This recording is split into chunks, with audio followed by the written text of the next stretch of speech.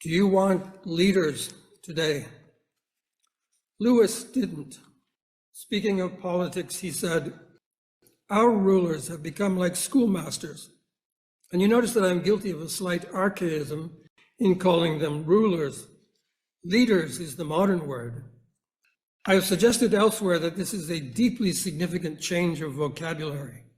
Lewis does not like the notion of the political leader. Of a ruler, one asks, well, let's delay his answer to that for a moment. Of a leader, one asks, dash, initiative, and I suppose what people call magnetism or personality. And of course, direction. For us, a leader is above all the one who knows the way. Be a leader and lead, we say. Take us somewhere. We want magnetism in the leader so that people will stick to this person who knows the way. But Lewis rejected this. Someone showing us the way, he said, is exactly what we do not want in a Christian society. How so? In all previous ages that I can think of, in the Christian era too, he is saying, the principal aim of rulers was to keep their subjects quiet, to persuade people to attend quietly to their several occupations. And on the whole, their subjects agreed with them. Why? Because the people have their own way of life. Because in such a society, you already know how to live. Living is not the kind of action that needs to be coordinated, the kind of action that calls for a leader. A culture already is a way of life. It may have an ancient way of life, guided by a leader that the people already have and have had for ages. Now the answer that I delayed. Of a ruler, one asks justice, incorruption, diligence, perhaps clemency, not interference in what you are doing. Lewis writes that the people even prayed in words that sound curiously old-fashioned, to be able to live a peaceable life in all godliness and honesty, and pass their time in rest and quietness. Who said this? It was the Apostle Paul. We return to the very same chapter of 1 Timothy that I cited when we considered God's plan, or rather desire, to save people. Why does Lewis wish for a ruler instead of a leader? To answer this, all we need do is obtain the Christian understanding of leaders, something named in the title of this conference. And let's pay attention too to these two integrated ideals of truth and human education. There is something for us to learn here.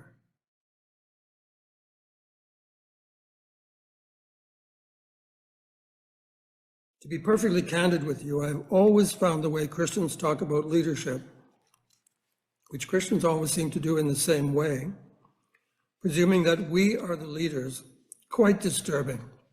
To be honest, even repugnant.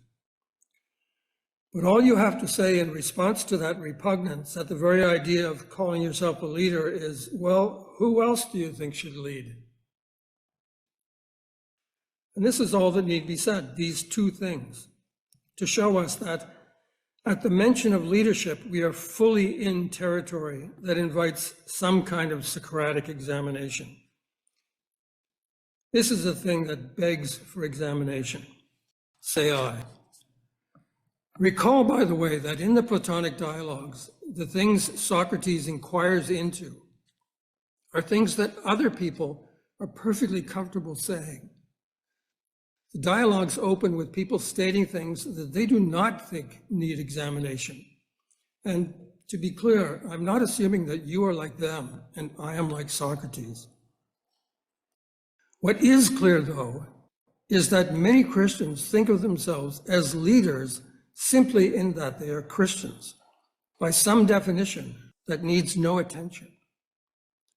Christians, simply in being Christians, know the way. For instance, one thing that leaders do is lead into battle. That is a scenario where leaders are needed, where action has to be coordinated. That graduation email reminding us of God's enemies strikes a military note. I know, in what I imagine is a lighthearted way. Having enemies, however, is an occasion for leaders, and I presume the leaders implied here are the professors, like myself, arming the students with ideas to be a threat. This leader assumption is normal among Christians in just the way that in Plato's day, the views that launched Plato's dialogues were thought normal. Quite the opposite of views that beg for examination. They were thought views so easy to justify as to make Socrates' questions seem obtuse. I'm going to proceed with being obtuse. Euthyphro's confidence is just page 1 of any Platonic dialogue and demonstrates nothing. But because our setup this morning is rather unsuited to a dialogue, I will do my best just to say why, as I see it, Christians claiming the leader's role is so puzzling. Why Christians seeing their education as training for leadership in our world is so disturbing. It is a mistake for Christians to talk of leadership. First, because talk of Christians as leaders turns out to be a kind of ruse. That is, it seems to say something when it actually doesn't. Leading whom in doing what? When leadership comes up among Christians, it's hardly ever clear what answer to either question is implied. We're always left to fill this in ourselves, presumably because that is so easy to do. All proper talk of leaders gets its substance from those two things, leading whom in doing what. If the answers are not already there in plain sight, then you are simply not in a situation that calls for leaders. Your talk of leadership is a smokescreen for something else. To push back against this, you might say that everybody knows who God's enemies are. People whom God loves, doing evil. And so the doing what is obvious. Stop them. Frustrate their evil designs. Be a threat to God's enemies by containing or obstructing the evil in any sensible way you can. And as for whom, get anyone to join you that you can. I'm not convinced by this answer.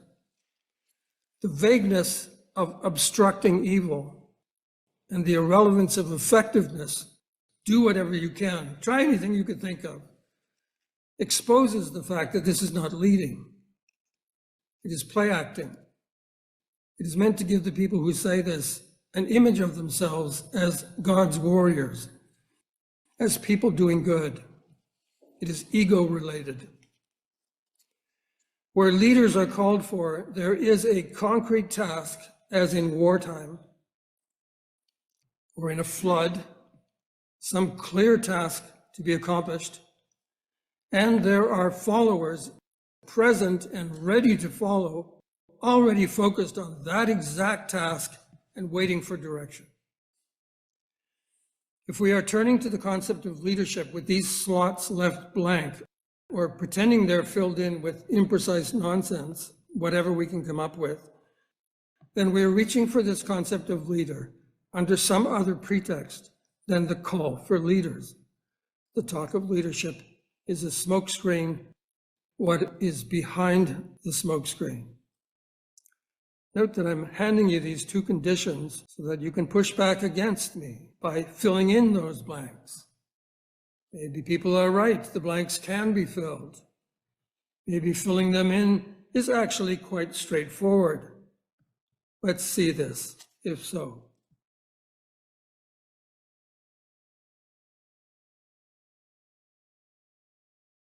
When we pull back to look at history, we see this mistake. It is the mistake that brought us so quickly into the post-Christian age. Let me quickly and crudely sketch that historical development. For a time, Christianity was dominant in the West, but then was overthrown. I've been suggesting that that overthrow is not a disaster, but rather quite unexpectedly the opportunity to shift at the end of one age to the healing conditions of another age. In speaking of ages, as I noted, I'm just extending C.S. Lewis's description of the times. Where are we in history? Lewis said that, roughly speaking, we may say that whereas all history was for our ancestors divided into two periods, the pre-Christian and the Christian, and two only, for us it falls into three: the pre-Christian, the Christian, and what may reasonably be called the post-Christian. This surely must make a momentous difference. It does indeed. When Christians were leading in the Christian age, they conceived a manner of leadership that was thought appropriate for a Christian world. This was then a very reasonable plan. And what came from this was what, in his lecture, Lewis called Christian civilization. By the way, the moment that he used this term, he hastened to distinguish Christian civilization from Christian life of a penitent and regenerate nature. His point being not that the two things are necessarily opposed, but that they may be. And out of interest, when did Lewis think that that epochal change had occurred? It had already happened, he said, by the mid-19th century. The trajectory of that change is not my topic, but we need to appreciate one distinct contribution of the Christian age. In history, the Christian age brought a recognition of the dignity of the human being, period. Previously, the desires and convictions of an individual human being, a plebe, a slave, are nothing compared to the will of the emperor or of the empire and its gods. Compare that to this. Tertullian of Carthage in the 2nd century says, "It is only just and a privilege inherent in human nature that every person should be able to worship according to his own convictions." Every person. That a person, merely by being a person, should have such a right is unheard of in the ancient world. But the Christian age normalized this view of people. And then, after centuries had passed with this understanding, what conditions had resulted? Tertullian had said that God wants willing worship, free worship. This just takes us to the conditions of a mistake in history, to that problem of hubris, to the trouble in Christian civilization. That trouble was the inability of the Christian age to be like the father in Jesus' parable of the prodigal son. Here, the father renounces his leadership, his hold over his youngest son. In that parable, a young man rejects his father and wants nothing to do with his house and his ways. He was permitted by that father to leave that house and go his own way. This is a young man invited to worship according to his own convictions, and that invitation includes not worshiping, or rather, since there is no such condition, acknowledging a different God, worshiping the pleasures of the flesh, say. It is Christianity that had underlined the importance of conviction, that God wants you in the worship, you as you believe, not you as you pretend to be. It is Christianity that insisted that what you truly believe is important. But how could the leaders of a Christian civilization act on this, behave like the father in the parable? I myself see no way. For one thing, the actual renegade spirits in the West were not proposing to leave the home. They were proposing to have the far country in the parlor. They were proposing to take the home over and run it just as they have now done. In the word I just mentioned, renegade, you have the root of negation, saying no to something, as the prodigal son did. This strange condition is something that Christian civilization had achieved. And you might think that this was a mistake. Nevertheless, these explosive conditions had been created and created for a Christian reason, and Christians responded to this result in a conflicted way and made the mistake that I'm talking about here, the mistake of presuming to lead. The West then both encouraged and hated the renegades and the nihilists. The new people who believed that transcendental things, the good, the beautiful, the true, fundamental laws, essences, spirituality, gods, were human artifacts.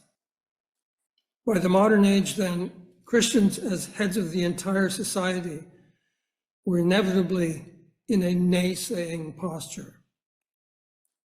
If I could use a poem of William Blake to show this. To the people who had been called by Christianity, rightly so, to live by their own convictions, to these people, the chapel of the Christian society said no. And the gates of this chapel were shut. That is, the non-Christian in the Christian society was not going to participate in institutions, in the traditions and obligations, not going to give the conformity required by transcendent truth. And thou shalt not writ over the door. So I turned to the garden of love that so many sweet flowers bore. Within Romanticism, by the way, you have an effort to rebaptize the entire world, to reclaim it for God, so to speak. Christians had negativized desire, but desire is everything. It is ordinary and natural. Ordinary and natural things were divine things. Christians had negativized the world. They took that biblical conception, the world, and filled it with everything that normal people love. This was strong enough to mark Christianity itself as negative. And Christians today, looking back on Romanticism, usually speak of how romantics like Blake worked against Christianity by a loosening of morals. But there was an emphatically Christian strain of Romanticism that saw certain kinds of loosening as breaking free of a man-made distortion of God and God's order. Was Blake an enemy, an anti-tradition liberal, or a Christian prophet doing what prophets do, announcing that a man-made civilization was misrepresenting God, standing in for God, speaking for him, but doing so falsely in the way it negativized what God himself had created and given to us? So Blake's poem ends, and priests in black gowns were walking their rounds and binding with briars my joys and desires. So to return to my general claim, we can see the mistaken thinking that I'm talking about, leadership of all, play out in history. What Lewis called the West's Christian civilization encouraged the self-direction of the prodigals, encouraged the rise of the non-Christian. This is the first part of Jesus' parable of the prodigal son. And in that parable, you can see the interpersonal level of this question concerning authority. The prodigal son in Jesus' parable is both an individual and a paradigm of the modern post-Christian person. This is our history, I'm saying. and there are two ways to read it. One narrative gives us the collapse as a catastrophe, the fall of the Christian West. The conference materials allude to this when noting that state of affairs in which education has become disintegrated, and it is a nihilistic civilization, not our civilization. Should we think of that disintegration as a catastrophe to be reversed with leadership? But there's an entirely different way of reading this. Our story is not collapse, nor is it the struggle to lead. There is a new idea in this scenario, even a dream. Not the restoration of an entire civilization, not taking the culture back under an illumined leadership. The fall of the Christian West is real, but not a catastrophe. It is the promised fate of a civilization lured into leadership, that trap precisely. The fall is in reality the rude awakening for Christians that their role in relation to others is not what they have thought it was. But this is a freeing role, returning them to their own nature. What sense does that make, you ask? I answer, this is God's earth. He is in command of his earth. We are called to live ourselves in a certain way, period. To lead a quiet and peaceable life in all godliness, leading no one, being led. Every alternative to that is a mistake. Every alteration of that directive, to lead a quiet and peaceable life in all godliness. Notice the word lead there. What does it get at? Who is dutifully following the path? The leader? Every alteration of that directive is a play for not power, but something else. God says, get power over yourself. And this is just what Christians in power neglected because of their great preoccupation with rule over all, with controlling a society of all types, directing the whole spectrum of humanity to the end of the good. Again, this was not initially a mistake of any kind. The mistake would be to insist on retaining what has become obsolete, a word that Danielou applies to Constantinian Christendom. Each successive Christendom will be only provisional and transitory, he says. Garments to be put away when they're worn out. By the 18th century, Christians in power became sensitized to the increasing number of renegades who were threatening to establish a renegade order, which must not happen. So the rebels must be made welcome. And so Christians were distracted from the issue of getting power over themselves, distracted from fidelity. But a Christian distracted from fidelity is a Christian distracted from existing, being who he or she is. Christians were increasingly busy adjusting the society, making a place for everyone in this still Christian civilization. And so they walked step by careful step into a new order of the ages, a renegade order, denying the very conception of order that is now thought so misguided. The revolution overthrowing the Christians was the quietest of all historical revolutions because it was done with the participation of Christians. I have spoken of two virtually opposite ways of thinking about our history and present situation. I now want to describe two virtually opposite conceptions of Christian education attached to these.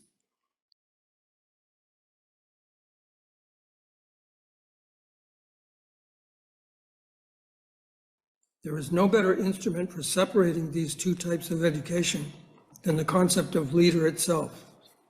This is the perfect tool for distinguishing them. Think about what a Christian education is, the one that has been offered at this college, or the one you might have had at another school, or the one we might propose if we were to rethink the issue and come up with the best kind of Christian education for today. We're talking about the leadership of the educated. And here's the first view of Christian education. It is the view, is it not, that fits the way we usually think of Western history. That history is that after Jesus' life, death, and resurrection, a Christian age emerged, during which it was a Christian culture that led the West, taught the West how to live. In what it teaches, Christian education leads people to life by giving them the categories that chart that path. It says, look at your life through these categories of telos, virtue, the passions, friendship. Use them. The path that they mark is the path to flourishing, another one of those categories. As the college formed the student with this particular knowledge about life, the culture, by the Christian institutions that define that culture, such as marriage, institutions including the college, as the college formed the student, the culture led the people of the West to life. That is one view of Christian education and one view of our history of the Christian age, the age before disintegration. Again, my proposal is not that Christian civilization was in any way mistaken. It is that it posed a temptation to which the notion of leadership was central. This institution and this culture both lead people to life by virtue of the superior understanding of life that both the institution and the culture represent and impart. I tried to find a good name for this view, and what came to mind finally is the paternalistic view. That seems a good way to characterize this conception of the leadership of the West via education. Now, here's the other view. And you may think there is no other Christian view, so I must be about to propose a liberal view, a view from outside Christianity. But no, I am not, unless I am wrong. See if you think so. Our question is, what is a truly Christian education? What ought it to be? Here is another answer. This conception of Christian education is not paternalistic. The school does not lead students to become leaders. It truly does not. And in looking for a suitable name for it, I still don't have one. We could almost call it reverse paternalistic. A Christian education, which is to say a faithful and biblical conception of education, is not oriented to leading at all, because leading is not a biblical principle. Among the roughly 40 parables told by Jesus, I don't believe there is a single one about leading, but there are parables about following. The focus cannot be on us as leaders. It must be on us as followers and God as leader. This is perfectly straightforward Christian thought. No sort of nuanced thinking is required to come up with this. The biblical emphasis on following instantly reveals a weakness in the first conception's focus on leading, to which you might want to say, no, it is not a weakness. Well, I would not be willing to concede to so quick an objection, but surely we can both agree on this. The first conception has a difference, and you can see very clearly what that difference is. That conception, paternalism, is focused on us as fathers leading children. And if I may comment to explain why I spoke earlier of repugnance, I cannot concede that this is no weakness, because this particular emphasis is right away scandalous a bad emphasis. That focus on our leadership is more than suspicious. It is incautious over the most vital issue, the issue of betrayal of the child in the paternal relationship. But I'll have to come back to this. What is referred to in the scriptures, for instance, by expressions like the wisdom of the world and the discernment of the discerning, set over against the depth of the riches and wisdom and knowledge of God, is not a contrast between pagan thought, philosophy on the one hand, and biblical thought on the other. Pagan thought and biblical thought are two kinds of human thinking. The contrast marked here is between human wisdom and divine wisdom.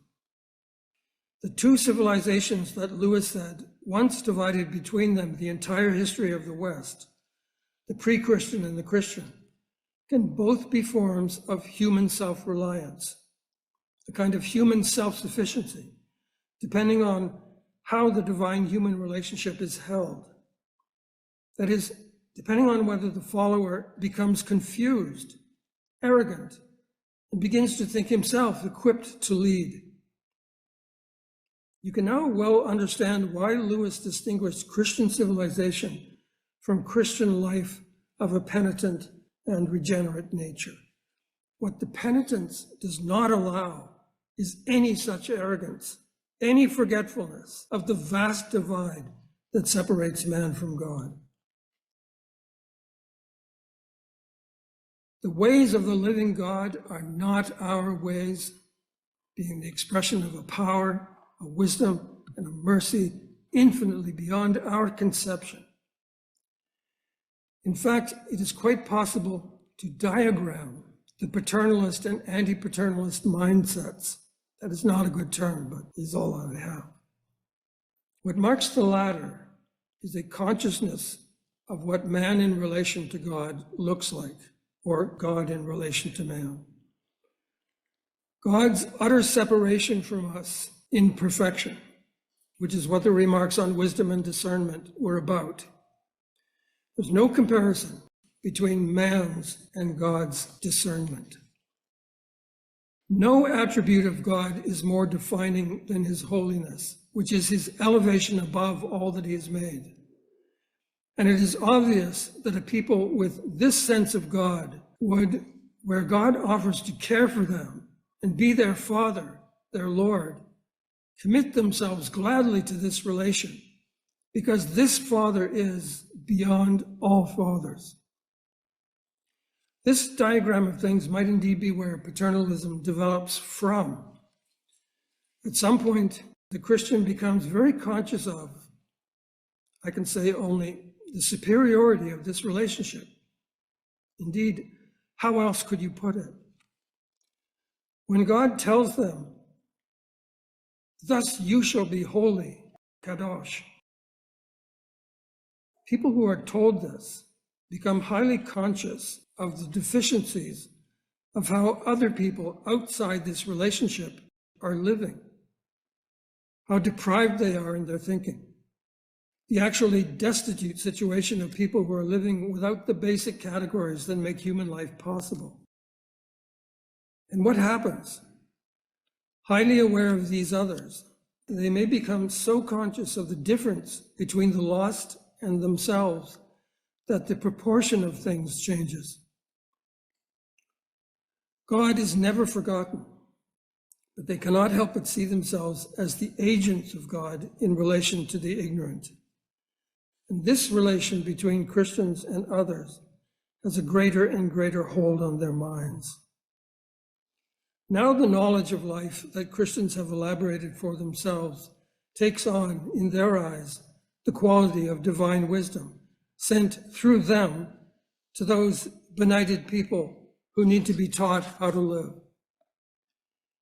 In this kind of civilization, it becomes actually possible to think that we can answer the warning of St. Paul.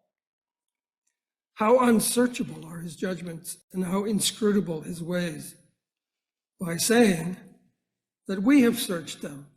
This has been revealed to us, At this point in the Christian's relation to the other, the young, the stranger, the multiplying renegades, the Christian has virtually morphed into God himself, has begun to picture himself as he believes he stands in relation to the unbeliever, as the dispenser of the wisdom of God, which has been packed into the Western tradition. When this is your mindscape, when this picture fills your consciousness, it is almost impossible to preserve the divine human relationship that life depends upon. The temptation has succeeded. The fall into a puffed up sense of sufficiency. What is drawing us to the concept of leading is called pride, the most dangerous sin because it is necessarily a separation from God. If our wisdom has crept into our minds as a concept, this alone involves a separation from God, because the only wisdom is in fact the wisdom of God. As I understand the biblical concept of Sophia, the wisdom of God, the most essential aspect is that it is in God. It is not a content that can be pulled down into us, into a culture, as a possession. The Christian tradition is not this package of learning. That is a great falsification of the notion of the Christian tradition itself, which shows you that something very insidious is going on in this glorification of the Christian tradition. The Christian tradition is the perpetuation of a way of life in which the relation between us and God is not overshadowed by and distorted by an awareness of the relation between us and the unbeliever. Wisdom and understanding can never be had outside our place in God. And so maintaining that place, not proclaiming how important it is, but maintaining that place becomes the chief preoccupation of the Christian culture. That preoccupation is known as faithfulness.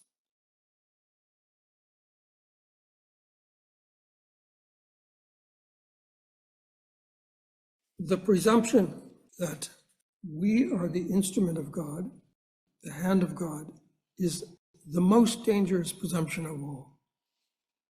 We are not the hand of God. Humble yourselves under the mighty hand of God is a message for us. In that first picture of education I outlined, you can see that God is absorbed into us. God is present in this picture, but is conceived as acting in or through us. I don't in any way overlook the fact that God intends to act in and through us. That is the entire point of following. But the pitfall in this for us, assume that we are fit instruments, that we are like angels, divine messengers to the world. We are not. It is never possible for human beings in their cultures to pose as this force of good in the world. You never have reason to switch the role of follower to that of leader. Yet paternalism does this. It presumes the fidelity that qualifies it to lead, and that is what is wrong with it. It assumes that we as father, that is instructor of society, can stand in for the father. Yet it has not a single thought to offer on how this absolutely extraordinary sufficiency has been achieved. It not only says nothing to justify this confidence, the paternalist makes no suggestion that this confidence even needs justification. It is as if simply by virtue of being Christians, we can absorb all the wisdom needed to rule if we're just exposed to it in education. But this is not a Christian outlook.